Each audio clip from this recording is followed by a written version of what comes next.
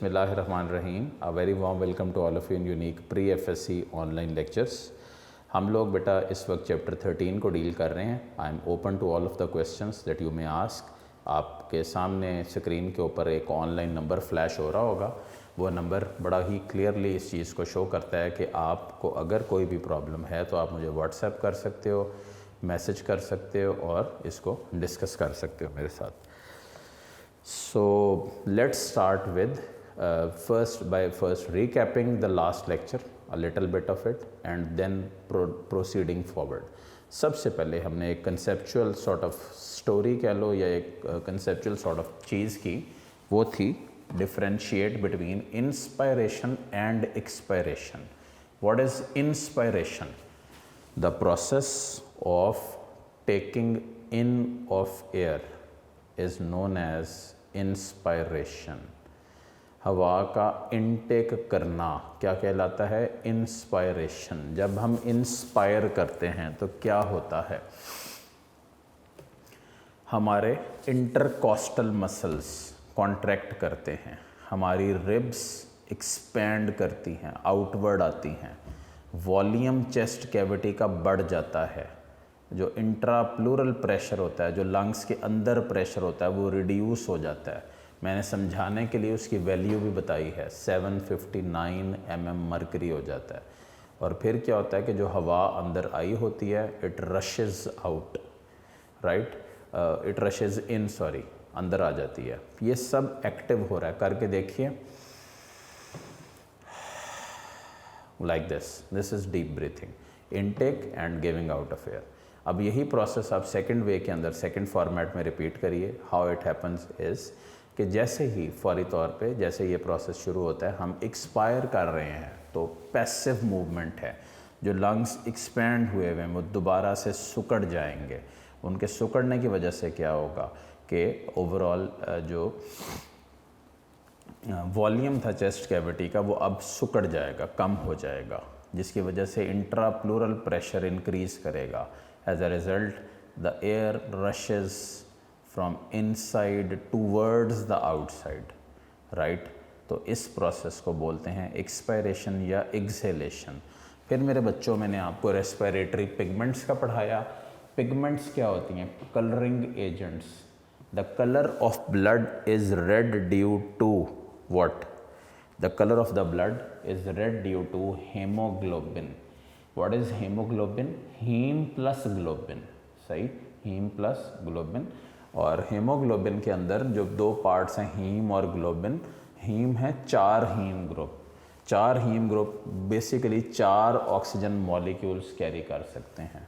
और ग्लोबिन जो है उसमें 574 अमाइनो एसिड्स हैं, 2 अल्फ़ा चेन्स हैं, 2 बीटा चेन्स हैं। 2 अल्फ़ा चेन हैं 2 × 141 = 282। इसी तरह 2 बीटा चेन्स हैं 2 × 146 = 292। तो it gives 574 amino acids, right. अगर आप यही बात मायोग्लोबिन पे ले आओ तो मायोग्लोबिन को मसल हेमोग्लोबिन बोलते हैं। ये मसल सेल्स में मौजूद होता है। इसमें एक हीम और एक पॉलीपेप्टाइड चेन होती है। मसला ये है कि इसमें अफिनिटी बहुत ज़्यादा है। ये एमकेट का रिपीटेड आने वाला सवाल है। अफिनिटी बहुत ज़्यादा है, लेकिन बेचारे का मसला ये है कि ये सिर्फ एक ही ऑक्सीजन मॉलिक्यूल या 2 ऑक्सीजन एटम अपने साथ बाइंड कर सकता है। ज़्यादा क्यों नहीं कर सकता? मैंने ये बात पहले भी बताई थी। ज़्यादा इसलिए नहीं कर सकता, उसकी रीज़न बहुत सिंपल है। रीज़न ये है कि इसके पास सिर्फ़ और सिर्फ एक ही हीम है।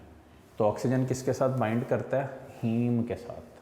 ठीक है बेटा, ये था हमारी एक रिवीजन सॉर्ट ऑफ टॉपिक। उम्मीद करता हूँ ये सारे पॉइंट मेरे बच्चों ने लास्ट लेक्चर में प्रॉपर्ली नोट करके इसको रख लिया होगा। अभी मैं सिर्फ इसको ओवरव्यू दे रहा था। अब हम शुरू करेंगे एक main topic. The name of the topic is transport of respiratory gases. उसके ऊपर अब वर्किंग करते हैं। हमने ट्रांसपोर्ट ऑफ रेस्पिरेटरी गैसेस में कुछ थोड़ा सा पढ़ना भी है किताब से, क्योंकि हम जब रेस्पिरेटरी गैसेस की बात करते हैं तो यहाँ पे हम 2 मेन चीज़ों की बात कर रहे हैं, एक ऑक्सीजन की और दूसरा कार्बन डाइऑक्साइड की। ठीक है।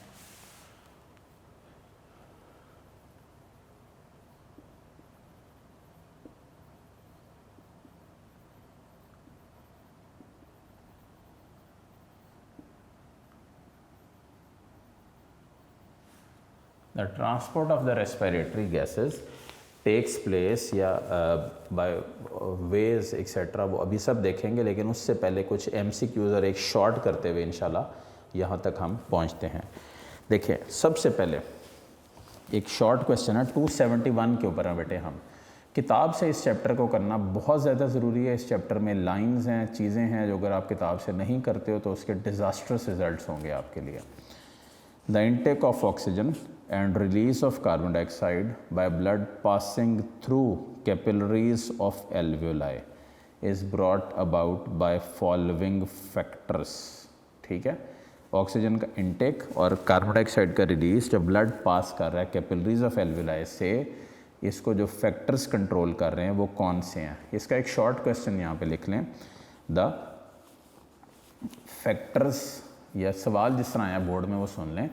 List the factors responsible for exchange of या intake of oxygen and release of carbon dioxide. ठीक है, इसमें हम जो फैक्टर्स हैं उसके ऊपर जो सबसे पहली चीज़ है, मेन जो फैक्टर है वो है diffusion. What is diffusion? The moving in of air is called diffusion. Diffusion of oxygen in and CO2 out occurs because of difference in partial pressure of these gases। ठीक है, तो oxygen का inward movement और carbon dioxide की outward जो movement है वो depend किस पे करती है? ये जो डिफ्यूजन है ये डिपेंड किस पे करती है? पार्शियल प्रेशर पे।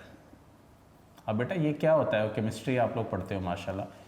वो प्रेशर जो लंग्स के ऊपर एग्जर्ट होता है that is known as partial pressure of the gas. Second point, मैं सिर्फ कीवर्ड लिख रहा हूँ किताब बोर्ड के ऊपर। सेकेंड पॉइंट है जो सेकेंड मेन फैक्टर है, within the rich network of capillaries surrounding the alveoli blood is distributed in extremely thin layers and therefore expose to large alveolar surface. So blood यहाँ पे जो main factor है वो क्या है? Large alveolar surface. अब ये कैसे शो होगा? देखें, ये मैं आपको बना के दिखाता हूँ। से for example this is एल्वेओलर duct, it leads into इस तरह अरेंजमेंट।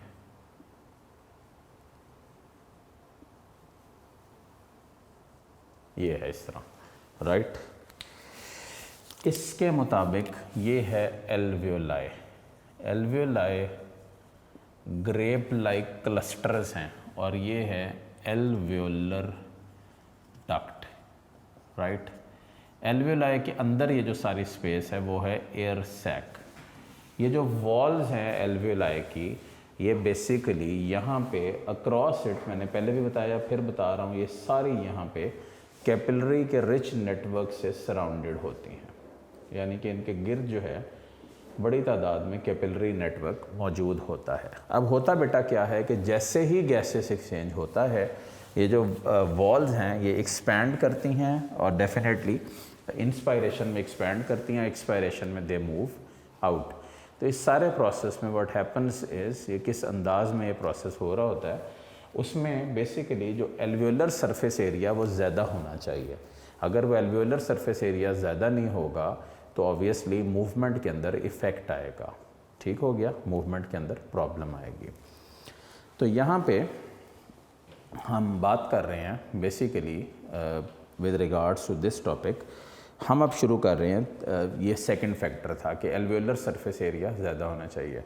अच्छा, और अगर वॉल्स ऑफ एल्वेओलाई टूट जाएं, ठीक है, अगर एल्वेओलाई की वॉल्स ब्रेक डाउन हो जाएं तो इस कंडीशन को क्या बोलते हैं? एम्फाइजीमा। क्या बोलते हैं? एम्फाइजीमा।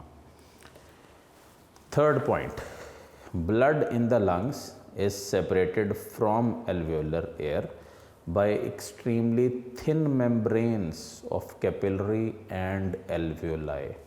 alveoli ये जो ब्लैक में मैंने बनाया है, इसके मेम्ब्रेन को, कवर को क्या बोलते हैं? alveolar epithelium, right, this one alveolar epithelium। ये आउटर इसका कवर है जिसके ऊपर ये सारी अरेंजमेंट है। और कैपिलरीज तो मैंने पहले ही बताया आपको, कैपिलरीज तो आप जानते ही हो कि ये सिंगल लेयर्ड होती हैं। इसकी जो वॉल है कैपिलरी की उसको क्या बोलते हैं, endothelium, right. So the third factor responsible for efficient intake is extreme thin layers of क्या, एल्वियोलर या एल्वियोलाई एंड ब्लड कैपिलरीज, ठीक है। एक्सट्रीम थिन लेयर्स होती हैं यहाँ पे, जिसकी वजह से ये सारा इधर ट्रांसपोर्ट हो रहा है। क्लियर हुआ बेटा? आगे बढ़ते हैं। सो ये हमारे पास था एक मेन छोटा सा short question, list the factors responsible for intake of oxygen and release of carbon dioxide by blood passing through the capillaries of alveoli। तो इसमें हमारे पास पहली तो पॉइंट है diffusion of oxygen in and carbon dioxide out. Second है within the rich network of capillaries alveoli या blood is distributed in extremely thin layers and therefore expose to large alveolar surface. और third क्या है, blood in the lungs is separated from alveolar air by extremely thin membranes. तो ये बेटा 3 points हैं, इनको आपने कीवर्ड्स में तैयार कर लेना। Now the real interesting and the important topic comes the transport of oxygen. अगर ऑक्सीजन नहीं है तो इंसान का सर्वाइवल भी नहीं है। We can not survive without oxygen at all, ठीक है, ये याद रखिएगा।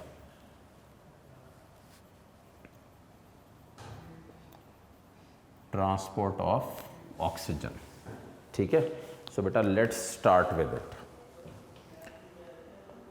डिफ्यूजन ऑफ ऑक्सीजन, अब let's start with it. In human beings the respiratory pigment is haemoglobin. It is contained in red blood corpuscles. अच्छा, पहला तो एमसीक्यू ये हो गया कि रेस्पिरेटरी पिगमेंट हेमोग्लोबिन और किस में होता है, आरबीसीज रेड ब्लड कॉर्पसल्स के अंदर पड़ा होता है। Next point, hemoglobin readily combines with oxygen to form bright red hemoglobin, oxyhemoglobin. Oxyhemoglobin is unstable and splits into a normal purple red colored hemoglobin and oxygen in the condition of low oxygen concentration and less pressure। तीनों लाइनें mark कर लें, नई line बनाए, नया point बनाए। Carbonic anhydrase enzyme present in the RBCs facilitates this activity. In this way, hemoglobin acts as efficient oxygen carrier. A small proportion of oxygen also gets dissolved in the blood plasma. Hb plus O2, HbO2, क्या कहोगे इसको, oxyhaemoglobin, right. Oxyhaemoglobin ये बनता कहाँ पे है, lungs के अंदर। What happens is कि लंग्स में ये बन के इट इज़ देन ट्रांसपोर्टेड। इसको बनने में यहाँ पे हेल्प कौन कर रहा है, एक छोटा सा एंजाइम जिसका नाम है carbonic anhydrase, right, carbonic anhydrase, ये हेल्प कर रहा है इसको। व्हाट नेक्स्ट इज बेटे कि ऑक्सीहीमोग्लोबिन हीम और ऑक्सीजन में कन्वर्ट होता है और यहाँ पे जो बेसिक है, ये जगह कौन सी है जिसमें ये ऑक्सीजन को गिव अप कर रहा है, टिश्यूज़ में। टिश्यूज़ में लो ऑक्सीजन कंसंट्रेशन होती है या लेस पार्शियल प्रेशर होता है, ठीक है, लेस पार्शियल प्रेशर। इन दोनों ही सूरतों में क्या होता है कि ये ऑक्सीहीमोग्लोबिन डिसोसिएट करता है और हीम अलहदा हो जाता है, यानी कि हीमोग्लोबिन अलहदा हो जाता है और ऑक्सीजन जो है वो टिश्यूज़ की ज़रूरियात को पूरी कर रही होती है। ये जो ऑक्सीहीमोग्लोबिन है ये ब्राइट रेड कलर का है, ठीक है, और ये जो सिंपल हीम है ये पर्पल रेड कलर का। क्यों जी पर्पल रेड का क्यों है, क्योंकि इसमें से 4 ऑक्सीजन के जो मॉलिक्यूल हैं वो निकल गए हैं, खारिज हो गए हैं इसमें से, ठीक है बेटे। ये इक्वेशन यहाँ पे इनकम्प्लीट लिखी हुई है, ब्लू में जो लिखी हुई है 271 के ऊपर। मेरे बच्चों ने ये करना है कि इस इक्वेशन को मुकम्मल तौर पे कंप्लीट कर लेना है, जैसे मैंने आपको ये कंप्लीट करके दी है, ठीक है। अब जो मैं पैराग्राफ शुरू कर रहा हूँ उसमें से की पॉइंट्स मैं इधर लिख दूंगा, लेकिन ये वर्ड्स बहुत इंपॉर्टेंट है, इनको ध्यान से मार्क कीजिएगा for the MCQs। Haemoglobin can absorb maximum oxygen at the sea level. Very important, haemoglobin कब मैक्सिमम ऑक्सीजन एब्जॉर्ब करता है? सी लेवल पे, ठीक है। It absorbs maximum at the sea level. What is sea level? सतह समंदर, ठीक है। The maximum amount of oxygen which normal human blood absorbs and carries at the sea level is, अब कितनी है मैक्सिमम अमाउंट ऑफ ऑक्सीजन जो ये carry कर रहा है? 20 ml पर 100 ml ये कैरी कर रहा है यहाँ पे ऑफ ब्लड, ठीक है। This is the maximum capacity of haemoglobin for oxygen when it is fully oxygenated. ये मैक्सिमम कैपेसिटी है हेमोग्लोबिन की ऑक्सीजन के लिए जब ये फुली ऑक्सीजनेटेड है, यानी कि मुकम्मल ऑक्सीजन इसमें भर गई है आके। नया point, under normal conditions blood of alveoli of lungs is not completely oxygenated। very important point, कहता है नॉर्मल हालात के अंदर जो ब्लड है एल्वेलाई के अंदर मौजूद वो मुकम्मल ऑक्सीजनेटेड नहीं होता, ठीक है। उसकी रीज़न क्या है कि डेफिनेटली यहाँ पे हमारी बॉडी के ऊपर जो प्रेशर है वो और कंसनट्रेशन के ऊपर होता है। अच्छा, अब ये पढ़िए, when an oxygen tension is 115 mm of mercury, hemoglobin is 98% saturated। Oxygen tension कितनी है? 115 मिलीमीटर ऑफ मर्करी, तो हेमोग्लोबिन कितना है? 98% सेचुरेटेड। कितना बना? 19.6 ml पर 100 ml of the blood, right हो गया, यहाँ पे मौजूद है। This means that haemoglobin can be almost completely oxygenated by an oxygen pressure of 100 mm of mercury which is present in the lungs। इसके क्या मतलब है कि हेमोग्लोबिन जो है वो कम्प्लीटली ऑक्सीजनेट हो सकता है। किस तरह कि अगर ऑक्सीजन जो प्रेशर है वो अगर 100 mm of mercury हो लंग्स में, हकीकत में वो इतना होता नहीं है। हमारे लंग्स में जो कैलकुलेट किया गया प्रेशर वो approximately maximum 115 mm of mercury तक जा सकता है। Next point, any higher oxygen pressure would have the same result। Next point, when oxygen pressure falls below 60 mm of mercury as in many cells and tissues, ठीक है। next point क्या बना? less than 60 mm of mercury, कहाँ पे? Tissues में या body cells में, ठीक हो गया, टिश्यूज़ में या बॉडी सेल्स में। What next then? The oxygen saturation decreases very sharply। Oxygen की जो सेचुरेशन है वो डिक्रीज करेगी very sharply. As a result of that oxygen जो है that will be liberated, release हो जाएगी यहाँ पे आके लिबरेटेड ऑफ, ठीक है। This results in the liberation of large quantities of oxygen from haemoglobin. In this way, in the tissue where oxygen tension is low, oxyhemoglobin dissociates rapidly।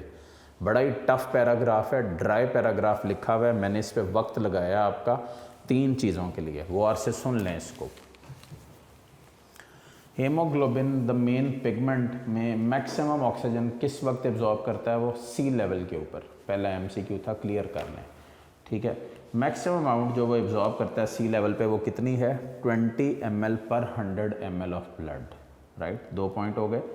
Third, जब जैसे ही normal conditions की आप बात करोगे, जब oxygen tension pressure 115 mm of mercury है तो haemoglobin 98% saturated है। कितना बनाइए? 19.6 ml पर 100 ml, राइट। फिर अगर ऑक्सीजन की जो टेंशन है it is less than 60 mm of mercury, right, less than 60 mm, अगर उससे भी नीचे गिर जाए तो जो ऑक्सीजन सेचुरेशन है वो शार्पली डिक्रीज करती है। As a result of that बड़ी तादाद में जो ऑक्सीजन है वो लिबरेट आउट हो जाती है, वो बाहर निकल जाती है, ठीक है बेटा, फॉलो किया इस बात को। अब yellow box, as a scuba diver descends in the sea. Scuba diver वो होते हैं जो डाइव मारते हैं और समंदर में बहुत नीचे तक चले जाते हैं, ठीक है। The pressure of the water on his body prevents normal expansion of the lungs. अब समझ आइए, ऑक्सीजन होती है वाटर में भी, लेकिन जो पानी का प्रेशर होता है वो लंग्स को एक्सपैंड नहीं होने देता, जिसकी वजह से to compensate this the diver breathes pressurised air from the air cylinder. उसमें अंडर प्रेशर हवा भरी होती है सिलेंडर से, which has a greater pressure than sea level air pressure. उसका प्रेशर ज़्यादा होता है as compare to the sea level air pressure जो यहाँ पे एग्जिस्ट कर रहा होता है। अच्छा, नेक्स्ट हेडिंग है factors which effect the capacity of haemoglobin to combine with oxygen. तो अब फैक्टर्स के ऊपर आ जाएं। जो 3 फैक्टर्स हैं जो यहाँ पे एक्सप्लेन करने हमने कैपेसिटी को एक्सप्लेन करने के लिए, उनमें सबसे पहला, बेसिकली ये शॉर्ट क्वेश्चन है, factors effecting combining capacity of haemoglobin with oxygen, right. इसके ऊपर ज़रा गौर करो। CO2, जब भी, ये बहुत ज़्यादा MCQs में पूछे जाते हैं, ये पहला फैक्टर है CO2। जब भी CO2 की मिकदार इंक्रीज़ करती है, बढ़ती है, ठीक है, तो क्या होता है, ऑक्सीजन की जो टेंशन होती है वो डिक्रीज़ करती है, ठीक है, ऑक्सीजन की जो टेंशन है वो डिक्रीज़ करती है। नया point, the capacity of haemoglobin to hold oxygen becomes less. अच्छा, अब जो कैपेसिटी है हेमोग्लोबिन में होल्ड करने की वो कम हो जाएगी। तो क्यों भला, रीज़न क्या है? ऑक्सीजन लिबरेटेड फ्रॉम क्या, हेमोग्लोबिन। क्यों बेटा लिबरेट क्यों हो रही है? क्योंकि ऑक्सीजन टेंशन कम हो गई है। ऑक्सीजन टेंशन कम होने से क्या हुआ है कि चूंकि ऑक्सीजन की मिकदार उतनी नहीं रही है, उसकी वजह से लिबरेटिंग एबिलिटी इंक्रीज़ कर गई है, ठीक है। अच्छा, in this way increase CO2 tension favours the greater liberation of oxygen from the blood to the tissues. कब ऐसा होता है?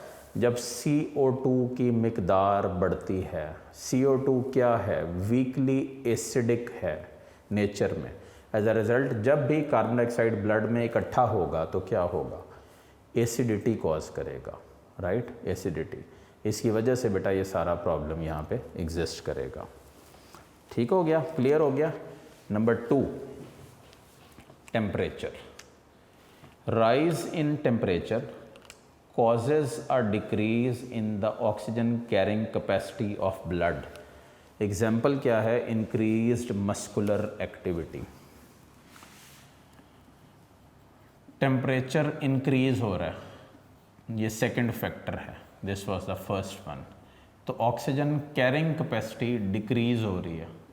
इसका मतलब क्या हुआ? इसका ये मतलब हुआ कि once you have fever, low grade fever में ऑक्सीजन कैरिंग कैपेसिटी कम होगी और हाई ग्रेड फीवर में 101 एंड अबव में ऑक्सीजन कैरिंग कैपेसिटी बहुत ही कम हो जाएगी और ग्रेट क्वांटिटी ऑफ ऑक्सीजन जो है वो लिबरेट आउट होगी। और इसके साथ ही लिख रहा है इंक्रीज मस्कुलर एक्टिविटी में क्या होता है कि चूंकि बॉडी का मेटाबॉलिज्म बढ़ रहा होता है, इसकी वजह से उसके अंदर लिबरेटिंग एबिलिटी भी बढ़ती है और बड़ी मिकदार में जो ऑक्सीजन है वो रिलीज़ हो जाती है। इसकी वजह से भी ये कॉज होता है, ठीक है। थर्ड बेटा फैक्टर है pH। The pH of the blood, पहले बताएं pH होता क्या? Negative logarithm of hydrogen ion concentration, ठीक है, इसको बोलते हैं pH। pH influences the degree to which oxygen binds to haemoglobin. अच्छा, अब ये बड़ा इंटरेस्टिंग है, ये इन्वर्सली प्रोपोर्शनल है या डायरेक्टली प्रोपोर्शनल है, ये आपने बताना है मुझे सोच के, ठीक है। As the pH of the blood declines, अगर ब्लड की pH डिक्लाइन कर रही है यानी कि नीचे को आ रही है, the amount of oxygen to bind to haemoglobin also declines. क्या मतलब? pH 5 एंड बिलो चली गई है तो क्या होगा? ऑक्सीजन बाइंडिंग एबिलिटी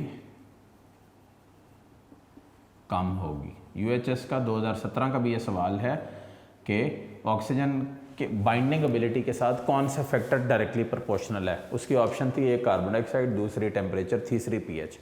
अब बताओ कौन सी होगी सही। PH is directly proportional to oxygen carrying capacity. क्यों? अगर पीएच कम हो रही है तो ऑक्सीजन कैरिंग कैपेसिटी कम हो रही है, बॉडी में एसिडिटी बढ़ रही है, जिसकी वजह से क्या होगा कि ऑक्सीजन यहाँ पे लिबरेट होगी टिश्यूज़ के अंदर। अगर पीएच बढ़ रही है तो ऑक्सीजन कैरिंग कैपेसिटी भी इंक्रीज़ कर रही है। और यूजुअली हमारी पीएच जो है वो ना बढ़ती है ना कम होती, मोर और लेस ब्लड की पीएच जो है वो 7.35 से 7.45 की रेंज के अंदर फिक्स अप रहनी चाहिए, उसके अंदर कोई भी गुंजाइश ऐसा सच नहीं होनी चाहिए। ठीक है बेटा, क्लियर हुआ ये। अगला पॉइंट इसका, this occurs because decreased pH results from an increase in hydrogen ion concentration and hydrogen ions combine with protein part of hemoglobin, causing a decrease in the ability of hemoglobin to bind oxygen. Next point, conversely an increase in blood pH results in increased ability of hemoglobin to bind oxygen, right? तो अब क्या होता है कि जो blood pH का जो increase है वो इंक्रीज एबिलिटी को शो करता है टू बाइंड द ऑक्सीजन। अच्छा, अब मतलब क्या है देखें, अगर इंक्रीज हो रही पीएच तो क्या हो रहा है, अल्कलिनिटी। अल्कलिनिटी का मतलब है सोडियम बाइकार्बोनेट या NaOH या इस तरह की बेसिस यहाँ पे बॉडी के अंदर जमा हो गई हैं, ऐसा रेयर चांसेस में होता है। सेकंड क्या है, अगर पीएच डिक्रीज कर रही है तो इसको बोलते हैं एसिडोसिस।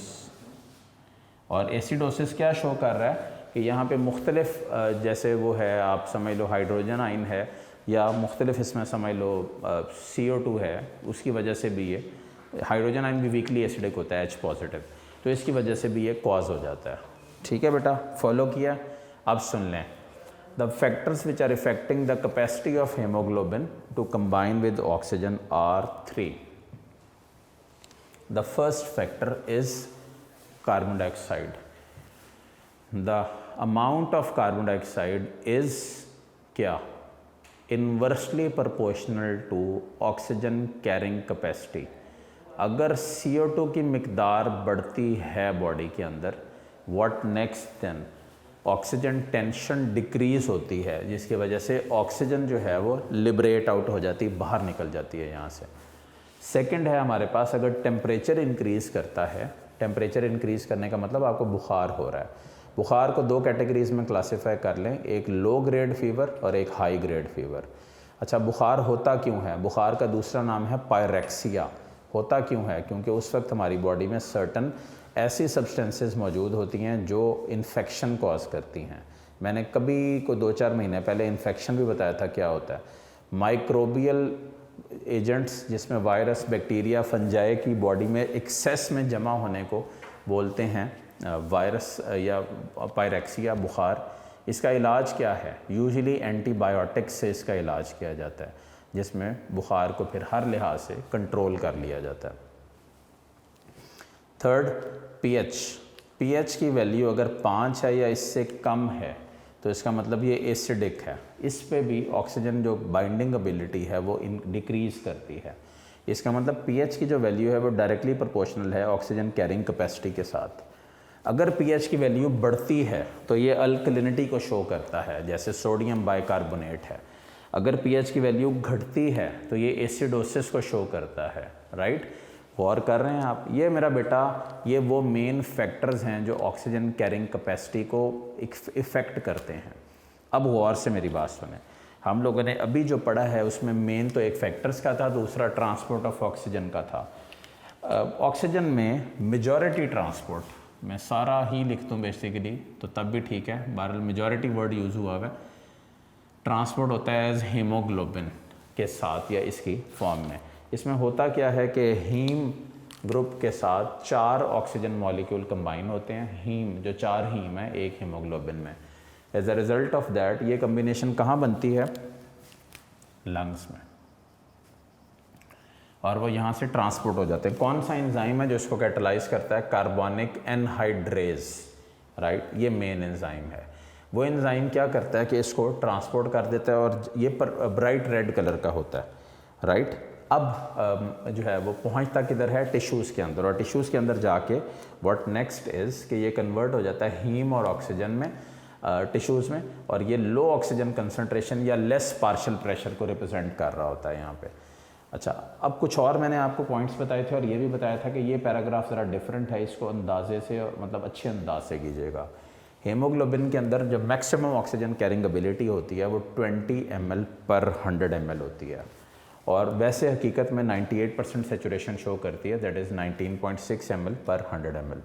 अगर ऑक्सीजन टेंशन लेस देन 60 हो तो ऑक्सीजन सेचुरेशन शार्पली डिक्रीज़ करती है। इसका मतलब ये है कि हम जैसे ऑक्सीमीटर का यूज़ था कोरोना वायरस के लिए, जो इंशाल्लाह हिस्ट्री बन चुका है अब तक, तो इसमें क्या होता था कि लोग देखते थे कि ऑक्सीजन सेचुरेशन कितनी रह गई है, क्या वो बढ़ रही है, क्या वो कम हो रही है, उसके ऊपर ही फिर वो इस सारे को कैलकुलेट करते थे और देखते थे कि किस अंदाज में इसको हमने अरेंज करना है। सो बेटा, this is how the whole process of transport of oxygen takes place and the factors affecting it occur. That is all from my side for today. Just go through it properly. इंशाल्लाह next lecture को शुरू करते हुए इसको थोड़ा सा review करूँगा। कोई सवाल है तो बेटा आप नंबर आपके सामने, उस पर कॉल करिए, व्हाट्सएप करिए, you will get the answer. Very best wishes. अल्लाह हाफिज़।